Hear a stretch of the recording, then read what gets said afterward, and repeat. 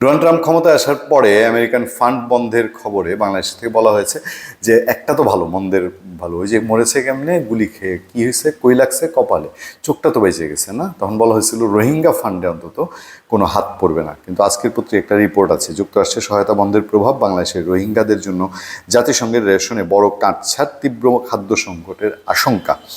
যুক্তরাষ্ট্রে বৈদেশিক সহায়তা কমানোর ফলে বাংলাদেশে অবস্থানত রোহিঙ্গা শরণার্থীদের জন্য জাতিসংঘের খাদ্য কর্মসূচি খাদ্য সহায়তার পরিমাণ অর্ধেক কাটছাট করার ঘোষণা দিয়েছে। আগামী 1 এপ্রিল থেকে কার্যকর হতে যাওয়া এই সিদ্ধান্তের ফলে প্রতি মাসে রোহিঙ্গাদের জন্য মাথাপিছু রেশন বা খাদ্য সহায়তার মাত্রা $6 নামবে, যা আগে ছিল $12.5। অর্থ সংকটের কারণে এই কঠিন সিদ্ধান্ত নেওয়া হয়েছে বলে সংস্থাটি জানিয়েছে। আমি আর যাব না, আমি বলি কি সিদ্ধান্ত ভালো হয়েছে।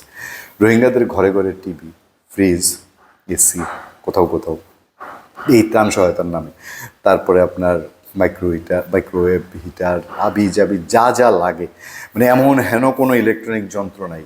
রোহিঙ্গা ক্যাম্পে কত কত স্বর্ণের দোকান, যারা গেছেন তারা জানেন। কি দরকার এত অপচয়ের?